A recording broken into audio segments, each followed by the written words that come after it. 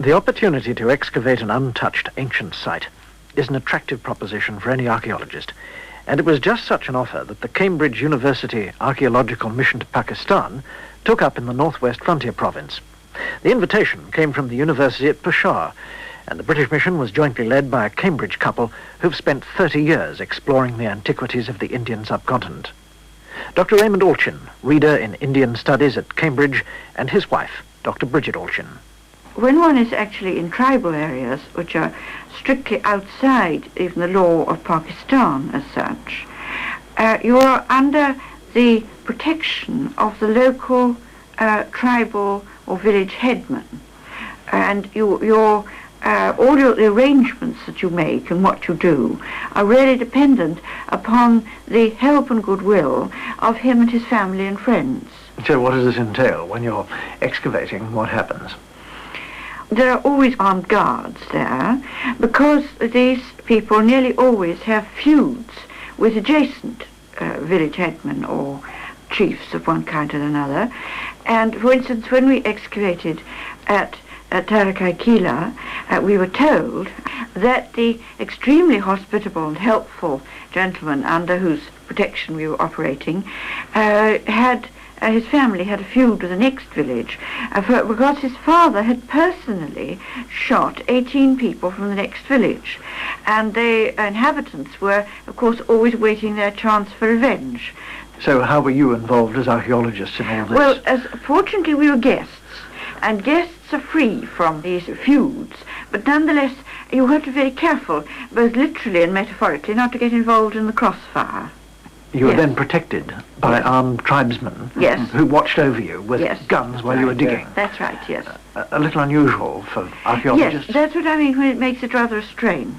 And particularly when you're never quite sure if the guns are going to go off. Because for instance, there was a very remarkable missionary lady who told us a nice anecdote about her own first experiences in the northwest frontier when she was being escorted in a car from a party at somebody's house she'd been taken to by armed guards, and one was sitting very close behind her, and she said apprehensively, "That gun isn't loaded, is it?"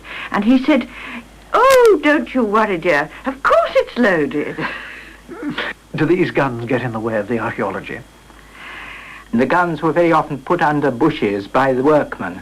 There was one occasion when we were excavating at Lewan near Banu, when a quarrel broke out in the village and the sound of raised voices floated across the air to the site, and within a few seconds all our workmen had downed their shovels, grabbed rifles from under the nearby bushes and rushed across to the village because they thought the village was being attacked by a rival group.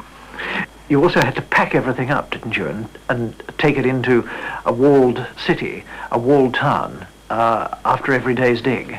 Well, we were told we couldn't have a tent on the site because it was bound to be the target for shots from the across the river.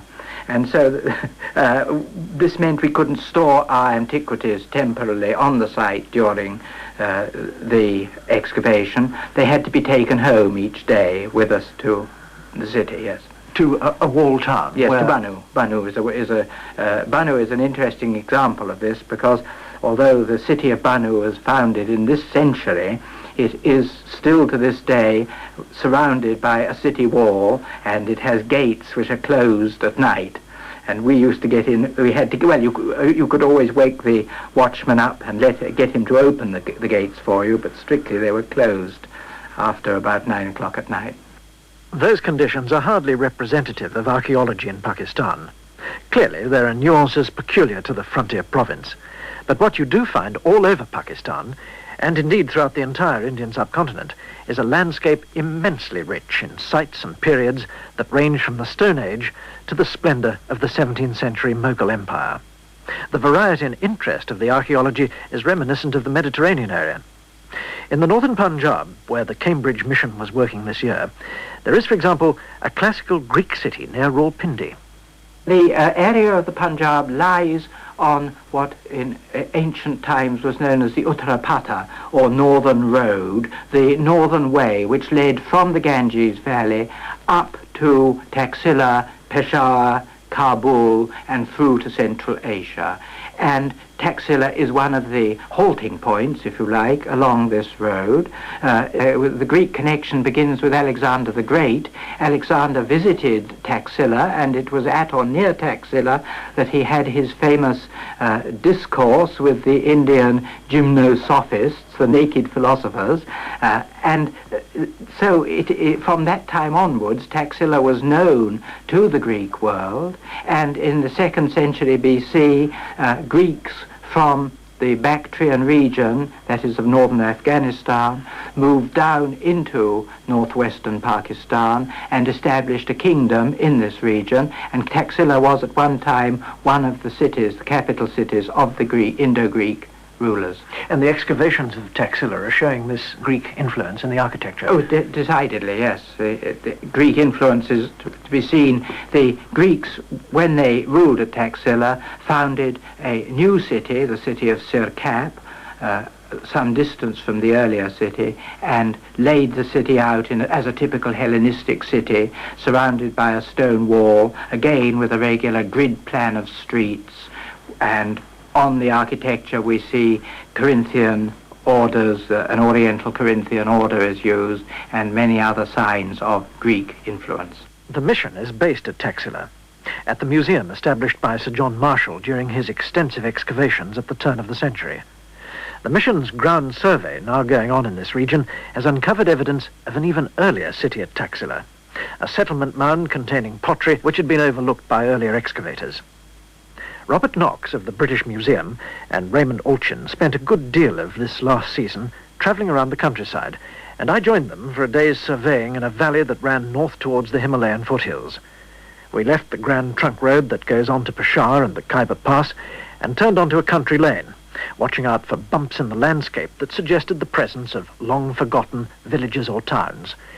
As Robert Knox deftly manoeuvred the mission's van around bullock carts, pedestrians and flocks of bicycles, Raymond Olchin was busy mound spotting. The oldest ones we found go back to about the beginning of the 1st millennium BC. More of them are early centuries BC AD, and a certain number are medieval villages. There's something over there, do you think, over on the right? Well, we're coming down into the Get past this bank. Kalanadi Valley now, and we may very well see something here, because this is the... Yes, there, you see there. Yes. Over there, that look, it's standing up above the terrace. That pylon behind it, you mean?